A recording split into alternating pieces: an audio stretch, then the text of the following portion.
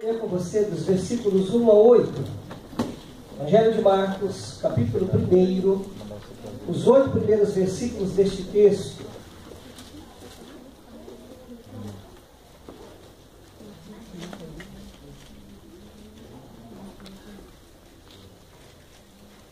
Sendo possível, querido, fique em pé em reverência à palavra de Deus. A palavra de Deus que nós vamos ler. Caso não seja possível, permaneça sentado, mas da mesma forma como os que se levantaram em reverência, em respeito, de preferência que ninguém saia, que ninguém entre em um momento como este, para que a gente possa aqui fazer uma leitura. Eu leio e você me acompanha aí na sua Bíblia. Evangelho de Marcos, capítulo 1, os 8 primeiros versículos, que diz assim: princípio do Evangelho de Jesus Cristo, Filho de Deus. Conforme está escrito na profecia de Isaías: eis aí envio diante da tua face o meu mensageiro, o qual preparará o teu caminho. Vós do que clama no deserto, preparai o caminho do Senhor, endireitai as suas veredas. Apareceu João Batista no deserto, pregando batismo de arrependimento para a remissão de pecados. Saiu a ter com ele toda a província da Judéia e todos os habitantes de Jerusalém, e confessando os seus pecados, eram batizados por ele no rio Jordão. As vestes de João eram feitas de pelos de camelo, ele trazia um cinto de couro e se alimentava de gafanhotos e mel silvestre. E pregava dizendo: após mim vem aquele que é mais poderoso do que eu, do qual não sou digno de, curvando-me, desatar-lhe as correias das sandálias. Eu vos tenho batizado com água, ele, porém, os batizará com o Espírito Santo. Oremos. Pai, graças te damos por tudo aquilo que aconteceu até aqui. Como é bom participarmos de um ajuntamento santo como este. Como é bom sermos conduzidos pelos nossos irmãos na hora do louvor, para que a gente apresente o melhor de nós ao Senhor. Mas é muito bom também, Senhor, pararmos, aquietarmos a nossa alma, aquietarmos todas as vozes que gritam dentro da gente, para que a gente possa ouvir a Tua palavra. Ó Senhor, venha falar ao nosso coração agora. Nós estamos sedentos, nós precisamos ouvir o Teu recado nesta noite. E que a gente saia daqui para a nossa casa, tendo a convicção absoluta de que o Senhor falou conosco. Em nome de Jesus. Amém. Assentados. Meus irmãos, como eu sei que é do desejo da nossa igreja no dia de hoje, homenagear os pastores que estão à frente dessa igreja, eu comecei a pensar qual era a mensagem que eu poderia trazer nesta noite, mas essa mensagem, ela não tem por finalidade apenas alcançar os pastores da nossa igreja, mas essa mensagem, ela tem também a intenção de alcançar o seu coração. E eu olhei para este personagem, olhei para João Batista, que é um dos homens que encanta o meu coração, porque eu percebo neste homem um exemplo a ser seguido, exemplo de homem de Deus. E eu quero poder compartilhar, eu quero poder trabalhar um pouco com vocês a vida deste homem, porque, meus irmãos, tem faltado gente de Deus em nossos dias. A igreja está carente de homens como João Batista. E quando a gente coloca ali, fala do homem, está incluído ali a mulher. Não é apenas o homem de Deus, mas a mulher de Deus. Nós temos vivido uma época de ausência de gente de Deus caminhando com a gente. Eu quero poder trabalhar. Então veja esta frase que eu coloquei aqui, e que para mim tem muito a ver com João Batista. O que faz um homem ser grande diante de Deus não é o que ele é, o que ele faz, mas a quem ele segue. Você pode repetir isso comigo? O que faz um homem ser grande diante de Deus não é o que ele é, mas a quem ele segue. Sai melhor. O que faz um homem ser grande diante de Deus não é o que ele é, mas a quem ele segue. E quando eu me deparo com uma frase dessa, pensando em João Batista, eu tento trazer isso para mim. Quem eu sou? Quem você é? Eu sou pastor. Tento de vez em quando pregar. Sou visto também como um professor, universitário de serviço social. Mas o que me faz ser grande diante de Deus não é o fato de fazer essas coisas: pastorear, pregar, ser professor. O que me faz ser grande diante de Deus é a quem eu tenho seguido. A quem você tem seguido, meu irmão?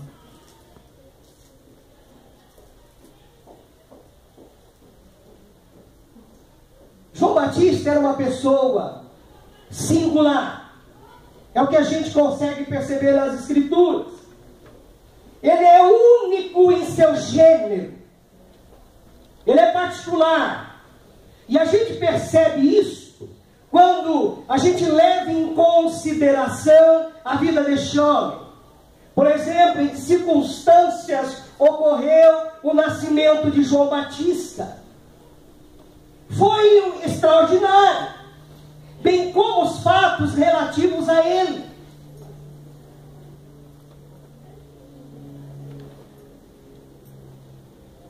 Ele foi consagrado narizeu de Deus, ou seja, separado de Deus. Ele vivia no deserto da Judéia. Ele foi o precursor do Messias, ou seja, ele veio adiante de Jesus, o Messias, para anunciar a sua chegada. Sua atitude para com a ordem estabelecida era de radical condenação. Ele se opunha a tudo que ocorria naqueles dias, não apenas no meio religioso, mas no meio fora das paredes da igreja. É o que a gente pode perceber isso em Mateus capítulo 3, versículo 10. Ele batizava e pregava arrependimento. Ele despertou um profundo ódio de Herodes, a segunda de Herodias, melhor dizendo, a segunda de Herodes, por condenar o casamento deles.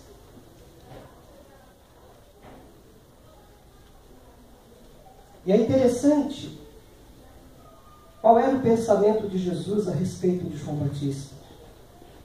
Ele foi considerado por Jesus como o maior membro da sucessão profética. Basta você ler Lucas capítulo 7, versículos 26 ao 28, e Lucas capítulo 16, versículo 16. Meus irmãos, para Jesus ele era muito mais que profeta. Ele chegou a dizer que entre os nascidos de mulher ninguém apareceu maior do que João Batista. Portanto, queridos, nas poucas páginas da história deste homem, há muito que aprender.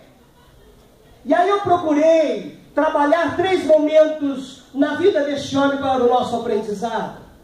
Eu quero ver com você João, o homem. Eu quero ver depois, no segundo momento, João, o pregador, a sua mensagem. E por último, eu quero ver com vocês João, a sua vida. Então vamos lá. João, o homem. Se você olhar aí para o Evangelho de Marcos, capítulo 6, versículo 18. Porquanto João dizia a Herodes: não te é permitido viver com a mulher do teu irmão. Sabe o que eu percebo? Qual é a característica que me chama a atenção aqui em João? É que você está diante de alguém corajoso, destemido. Ele não tinha medo. Se ele tivesse que bater a mão na mesa e dizer para a autoridade: você está errado, você está pecando, você está fazendo o que não convém, ele fazia. Corajoso. Ele condena o casamento do rei Herodes com Herodias, que estivera casada com o irmão do rei Herodes. Queridos, ele, por ser corajoso, ele enfrenta a autoridade suprema daqueles dias. Ele não tem medo.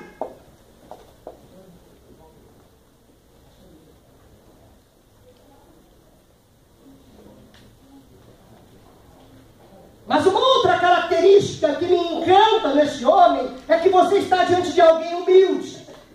Versículo 7. Depois de mim vem alguém mais poderoso do que eu, tanto que não sou digno nem de curvar-me e desamarrar as correias das suas sandálias. Eu não sei se você tem ciência, mas naqueles dias, desfazer as correias das sandálias era um serviço modesto. Quem fazia isso era o escravo. E João vem e diz: olha, eu não sou digno de fazer isso nem no meu Senhor, em Jesus. O que é que ele está dizendo aqui, meus irmãos? Ele está dizendo: olha, gente, este que virá depois de mim, Jesus, o Filho de Deus, saibam de uma coisa: eu não sou digno de servi-lo nas tarefas mais humildes, mais simples. E quando eu percebo isso em João, meus irmãos, eu creio, meus queridos pastores e querida igreja, que a humildade é uma das maiores virtudes do homem de Deus. A humildade é uma das maiores virtudes da pessoa de Deus, da igreja de Deus. Porque veja, qual era o pensamento de João Batista? O que é que o povo pensava a respeito de João Batista? O povo via como grande, magnífico, brilhante, alguém de grande importância. Mas ele pensa o oposto. É por isso que ele diz em João capítulo 3, versículo 30, convém que ele cresça e que eu diminua. No entanto, meus irmãos, você está diante de alguém aqui que sabia o que o povo pensava a seu respeito, mas não ficava cheio de vaidade. Com aquela preocupação em aparecer, com o desejo de ser admirado pelo povo. Não! Pelo contrário. Ele é humilde. E por isso se coloca no seu lugar. Ele se via, se percebia como servo diante do Senhor. É por isso que ele pode dizer em Lucas capítulo 3, versículo 16: eu batizo com água, mas virá alguém mais poderoso do que eu, tanto que não sou digno nem de desamarrar as correias das suas sandálias. O que é isso, meu irmão? Senão alguém colocando-se no seu lugar como servo diante do Senhor. Queridos pastores, nós devemos colocar no nosso lugar. Nós somos servos do Senhor. E nada mais que isso. Estamos aqui para servir. Você tem vivido como servo diante do Senhor?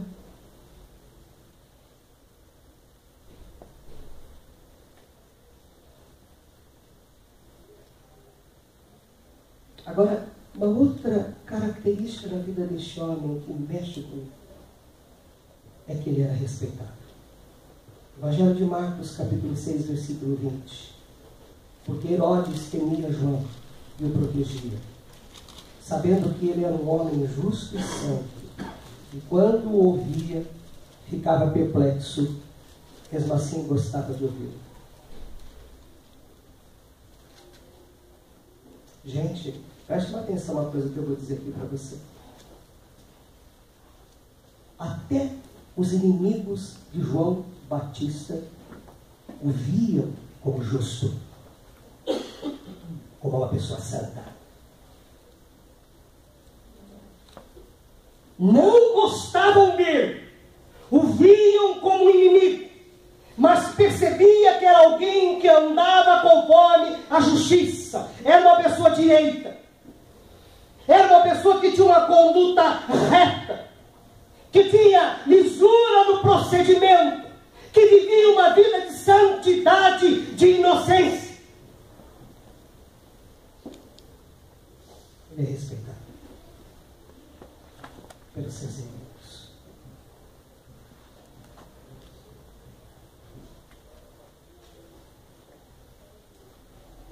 Vamos agora olhar um pouquinho para este homem como pregador, que trazia uma mensagem ao povo. Qual que é o foco desta mensagem? A palavra de Deus nos faz saber, meus irmãos, que nós estamos diante de alguém que sempre trazia uma mensagem de arrependimento. Versículos 4 e 5 que nós lemos. Apareceu João Batista no deserto pregando o batismo de arrependimento. A tônica da mensagem de João era sobre o arrependimento. Era o assunto principal da mensagem dele. No grego, metanoia significa mudança de atitude. E converter-se a Deus era esta a tônica da mensagem deste homem. Agora, queridos, pensem comigo, as mensagens sobre arrependimento estão se tornando raras em nossos dias. Dificilmente você percebe um púlpito nas igrejas de hoje trazendo uma mensagem com este foco. A tônica das mensagens dos nossos dias tem a ver, por exemplo, sobre a positividade. O povo quer ouvir sobre cura interior. O povo quer ouvir sobre prosperidade. O povo quer ouvir sobre batalha espiritual. E eu lhe digo uma coisa, tudo isso é muito bom, mas não podemos esquecer do arrependimento.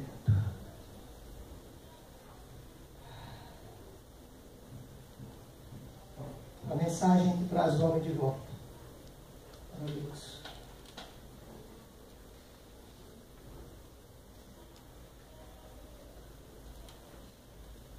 Mas ele também, na sua mensagem, ele trabalha o social. Ele é um homem com uma mensagem social. Lucas capítulo 3, versículo 11.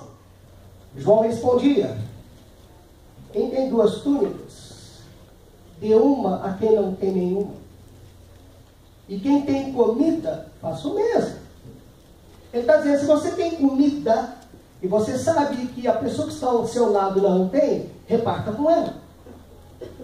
Ele está dizendo, se você tem um casaco, uma blusa, se você tem 2 e percebe que alguém do seu lado não tem nenhum, dê uma para ele, reparta com ele. Sabe o que isso quer dizer para nós, meus irmãos, igreja de Deus aqui na Ibó? Um homem de Deus não é alheio às necessidades humanas. Quem é de Deus se importa com o outro. Quem é de Deus divide com o outro o que tem. Porque quem não é de Deus não faz isso.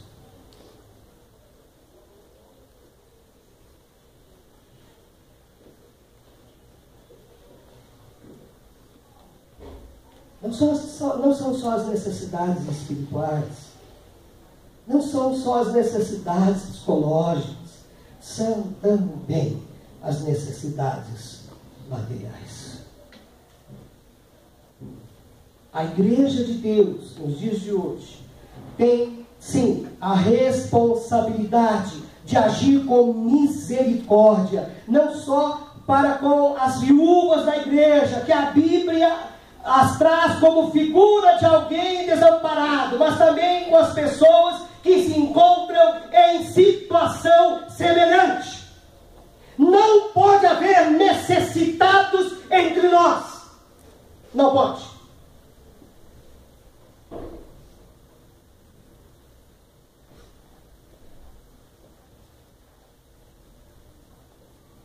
Mas a mensagem deste homem, meus irmãos, eu encontro outro ponto muito interessante, é uma mensagem ética. Lucas capítulo 3, dos versículos 12 ao 13. Alguns publicanos também vieram para serem batizados. Eles perguntaram, mestre, o que devemos fazer? Ele respondeu, não cobrem nada além do que lhes foi estipulado. Cobrem apenas o que a lei manda. Em outras palavras, olha aqui, você tem que ser ético. Porque ele sabia que um cobrador de imposto podia enriquecer pedindo muito mais do imposto que aquela pessoa devia. E quem fazia isso não era ético. João está tentando dizer aqui para mim e para você que um dos maiores sinais da conversão era a mudança dos valores éticos.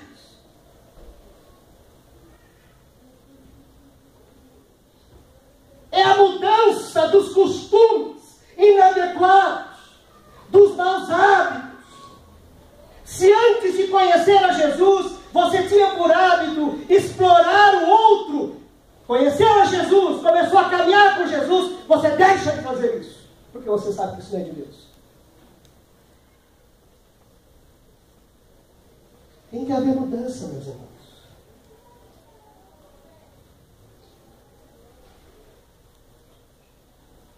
Ainda ontem eu comentava com o pastor Haroldo. Eu sei que eu já citei aqui essa ilustração, mas eu vou ter que citar de novo. Já falei daquela atriz global, Leila Lopes. Já nem está mais entre nós aqui. Você vai olhar para a história dessa mulher, você vai ver o quanto essa mulher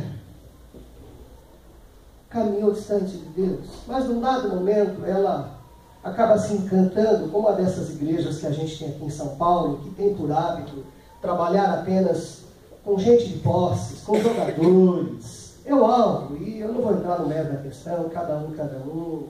O fato é que Leila Lopes começou a ser discipulada nessa igreja. E não demorou muito, a mídia foi até a Leila Lopes fazer a seguinte pergunta, porque ela já havia antes pousado na Playboy, enfim, era viciada. E foram perguntar para a Leila Lopes qual a mudança que ocorrera na vida dela a partir do momento que ela conhecera a igreja, conhecera a Deus. Em que é que ela mudou? Ela disse assim, olha, eu não mudei nada. Eu posso continuar frequentando aquela igreja, participando dos cultos, sendo discipulada, sendo a mesma pessoa de outrora. Não pode, meu irmão. Tanto é que não demorou muito, ela se matou. Se suicidou. Querido, nós precisamos acreditar como João. Um dos maiores sinais da conversão na nossa vida está relacionado aos valores éticos.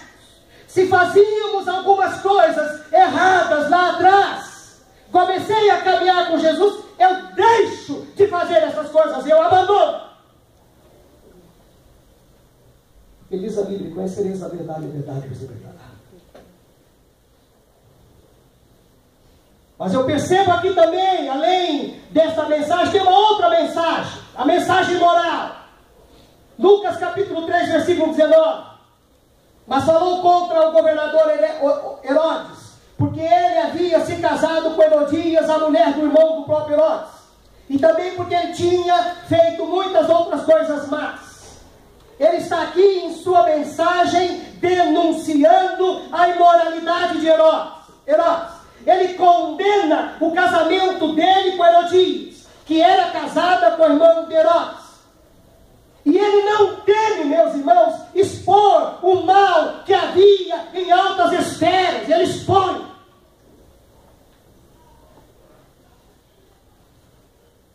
E aí, pastor Carlos, pastor Adalto e pastor Haroldo, isso é para nós, que eu gosto de pensar. João Batista não pregava para agradar, ele pregava para abençoar. O alvo dele não era agradar o auditório, porque quando você quer agradar o auditório, você passa a mão no ego. Mas ele queria abençoar. E aí você tem que trazer uma mensagem moral. Você tem que dizer onde é que o povo está errando. O que é que o povo precisa fazer para melhorar. E por isso ele foi preso. Foi morto. Decapitado.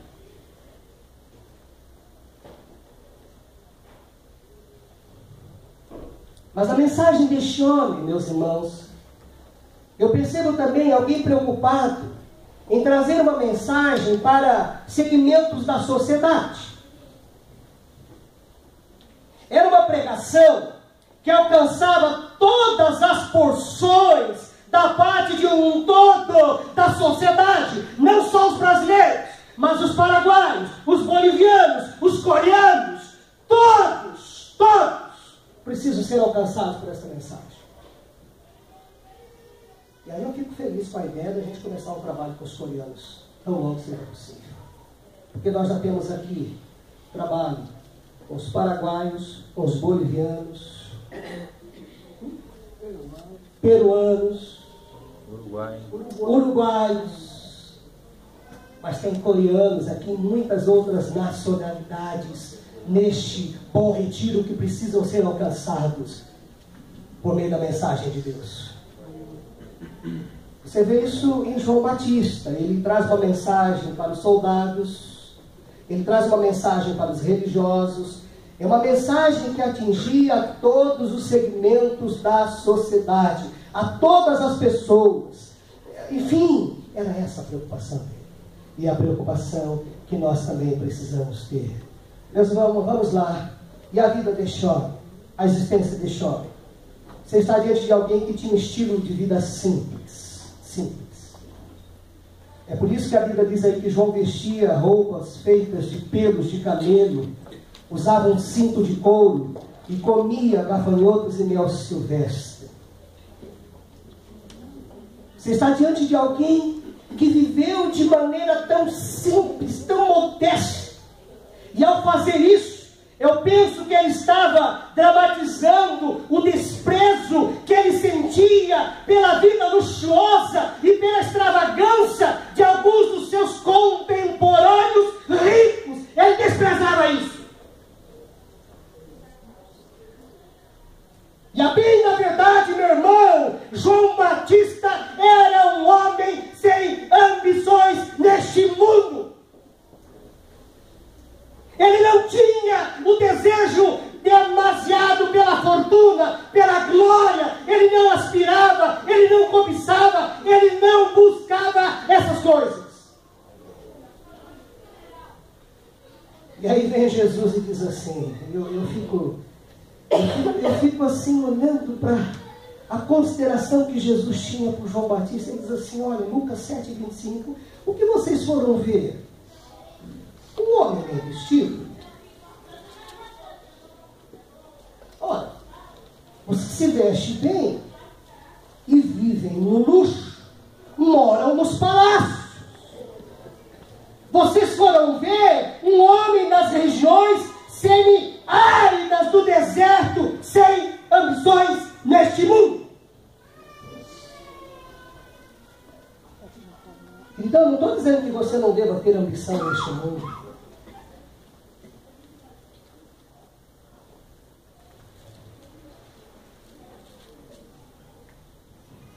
Mas você tem que ter outras ambições também.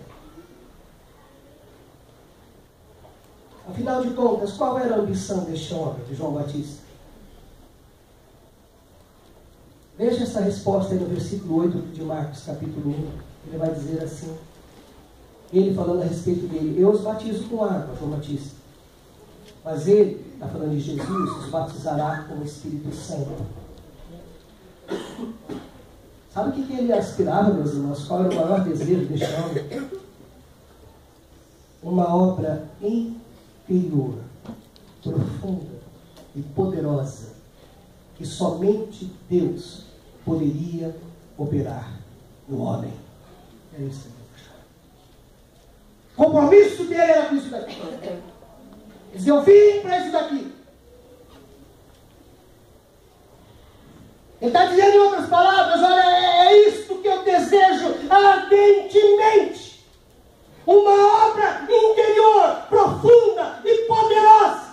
O poder de Deus que propicia vitória ao homem interiormente. E não o juízo divino.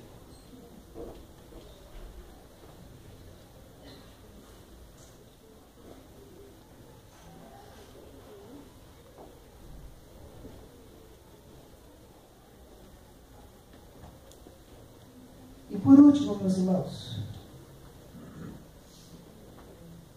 olhando para a vida de João Batista,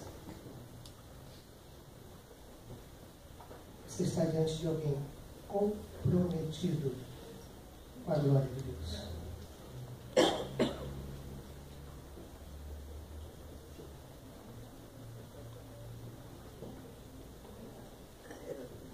Depois de mim vem alguém que é mais importante do que eu.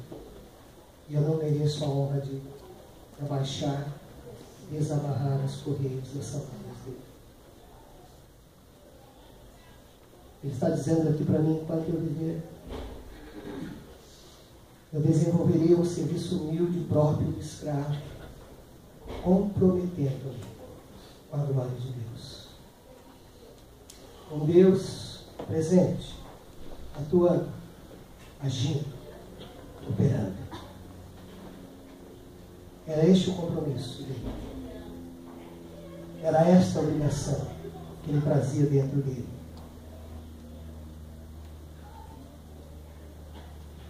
Ele diz, é para isto que eu sirvo. Para a glória de meu Deus. Queridos, João Batista dá-nos um belo exemplo de servo de Deus. Viveu para servir Deus. Desenvolveu uma vida de serviço voltada para a causa de Deus. E aí eu peço, tomo a liberdade de pedir a nós pastores e também a toda a igreja, comparemos nossa vida com a dele e vejamos se poderíamos ser o mesmo exemplo para os outros, porque ele foi exemplo. Que Deus tenha misericórdia de você. Que Deus tenha misericórdia de nós. Deus te abençoe.